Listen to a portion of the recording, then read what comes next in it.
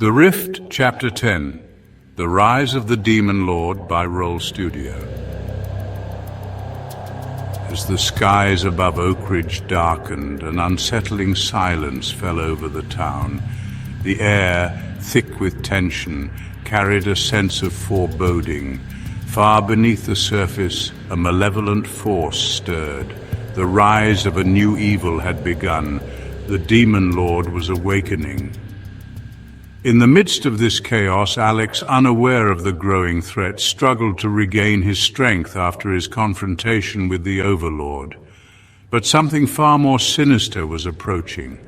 Deep, rumbling, eerie winds howling across the smoky horizon.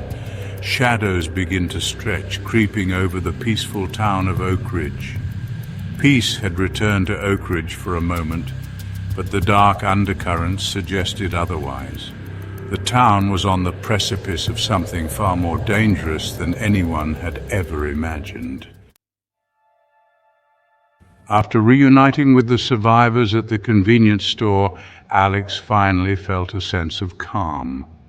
Lily was safe in her mother's arms, and the people of Oakridge were beginning to regain hope. The bruised and weary townsfolk had clustered together, leaning on each other for strength. Mayor Wendy Broach, having reunited with her daughter, took a brief moment to observe the situation with a watchful eye.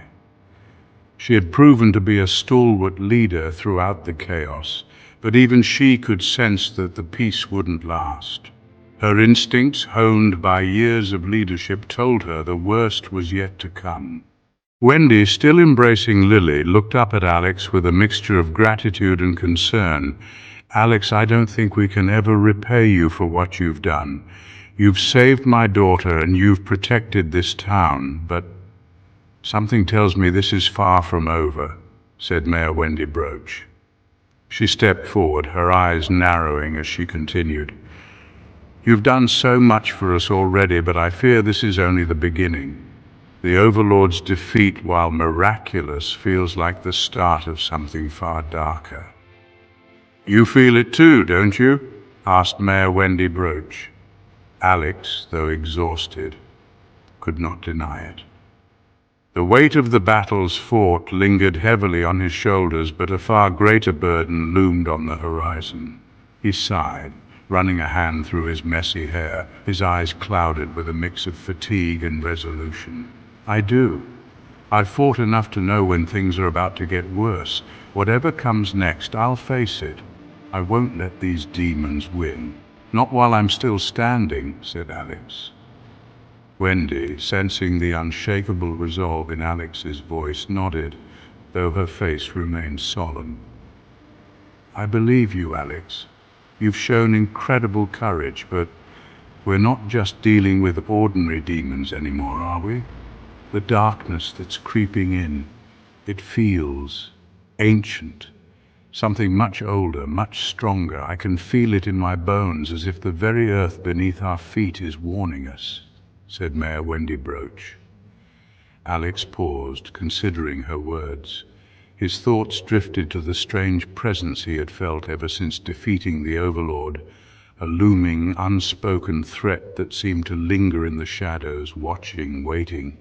It was unlike anything he had felt before. "You're right, it's something else. It's hard to describe, but it's powerful. It's like the air has changed. It's thicker, heavier.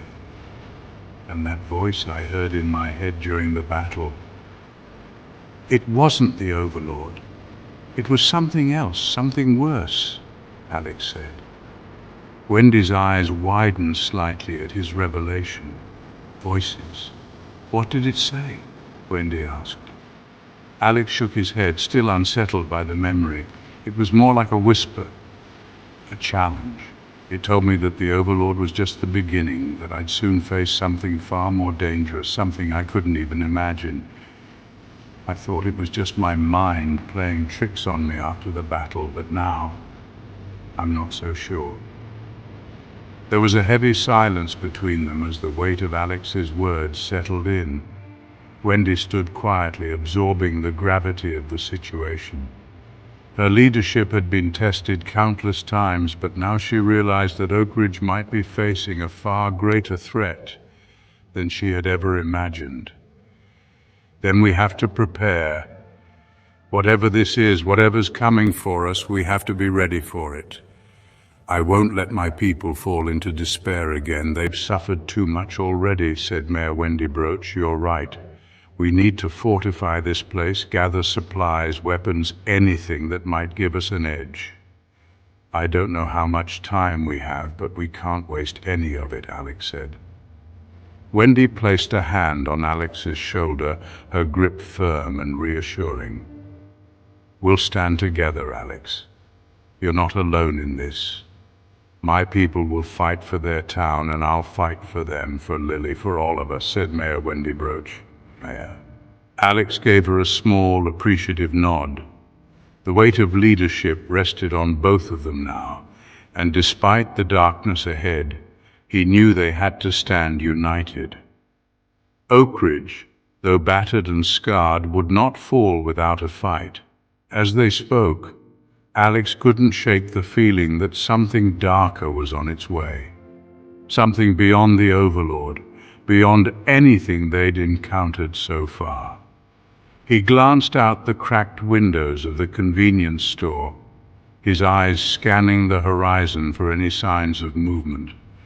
The eerie calm that followed the battle felt like the deep breath before the plunge into chaos. Whatever ancient evil was stirring, Alex knew it was coming, and it would not stop until Oakridge and the world lay in ruin.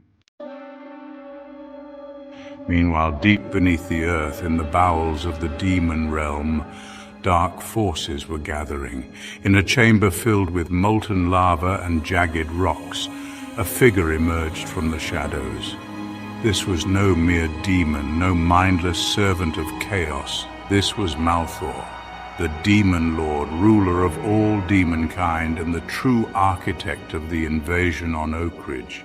Far beneath the city, where light does not reach and the air crackles with unholy energy, the demon lord stirred.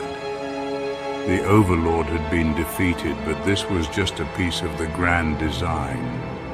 Malthor's crimson eyes flickered with malice as he gazed upon the glowing orb in his hand, showing him the events unfolding on the surface. So the boy has slain my Overlord.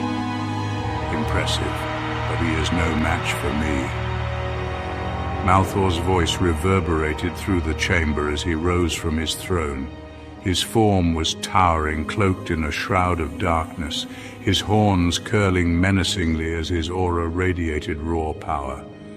Around him, lesser demons quivered in fear, knowing their master's wrath was imminent. With a snap of his fingers, Malthor summoned his generals, each one a formidable archdemon in their own right. They bowed before him, awaiting their orders. The time has come. The boy will learn the true meaning of despair. Prepare the army, for we will rise from the shadows and engulf their world in fire and blood. Back in Oakridge, Alex sat at a small table in the convenience store, sipping water and reviewing the items he had gathered from the battlefield. Among the spoils of war was the flaming sword Michael, its blade still glowing faintly. He couldn't shake the feeling that something worse was coming.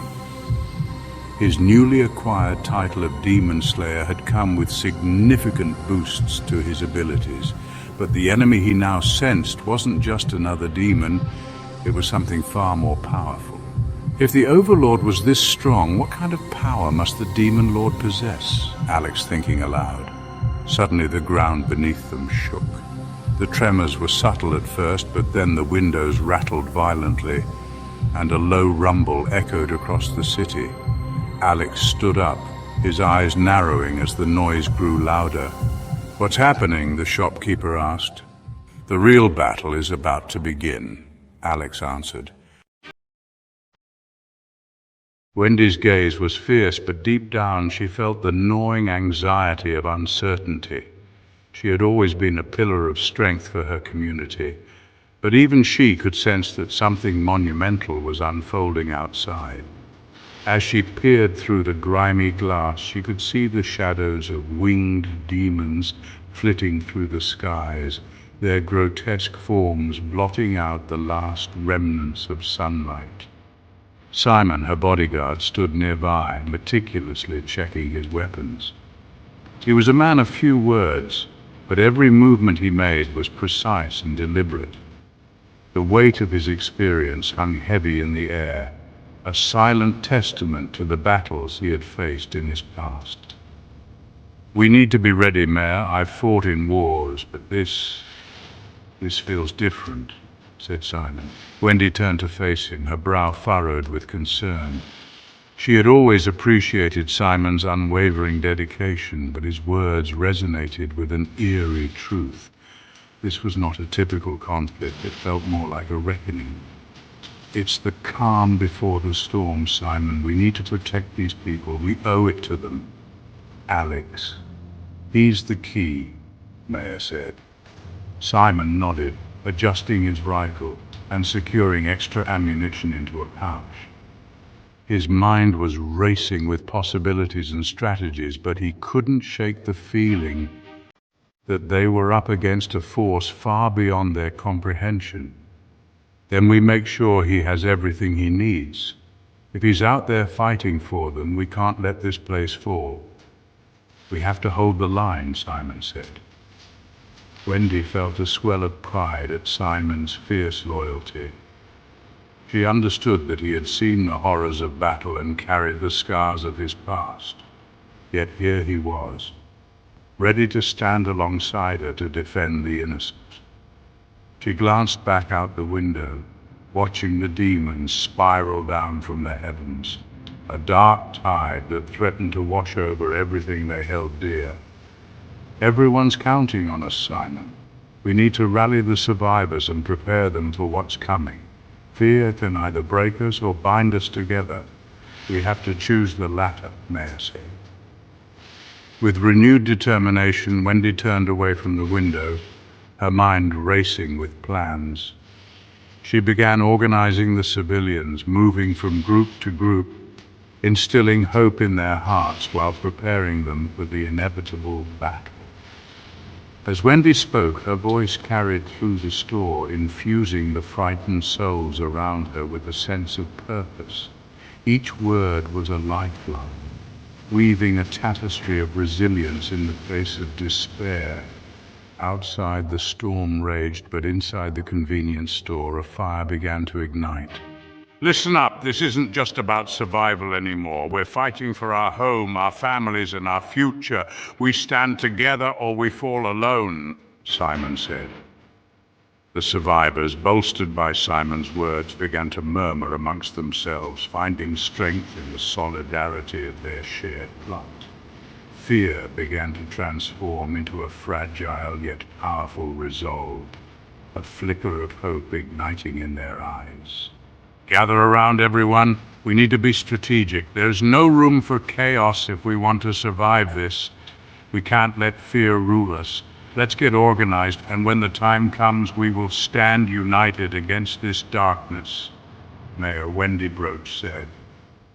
The room buzzed with a newfound energy as they grouped together, exchanging looks of determination. Wendy felt a glimmer of hope. If they could hold on to their humanity and work together, maybe they could withstand the onslaught. In that moment, Wendy understood that true strength wasn't just in numbers or weapons, it was in the unbreakable bonds formed in the face of adversity. As she looked around the store at the determined faces, she knew they would fight. Not just for survival, but for each other, for a brighter tomorrow. With their resolve renewed, the survivors turned their attention to the door, listening to the chaos unfolding outside, prepared to join the fight for their city, their lives, and their future. Suddenly, the ground beneath the convenience store trembled, windows rattled, and the lights flickered. A haunting roar echoed through the streets of Oakridge, causing everyone to freeze in fear. The survivors knew the demon lord had risen. "Alex." "What's happening?" Lily asked. "It's starting. He's here," said Alex. Wendy and Simon exchanged glances, their expressions grim. There was no running from this. The battle for survival was far from over. "What was that?" Wendy asked, her voice tight. Before anyone could answer, a wave of pure malice washed over them. It was like a physical presence, cold and suffocating. Some of the survivors cried out, collapsing to their knees. "He's here, the demon lord!" He could feel the entity's presence now, a towering wave of darkness approaching from the west. To be continued, The Rift, Chapter 11, A Storm on the Horizon.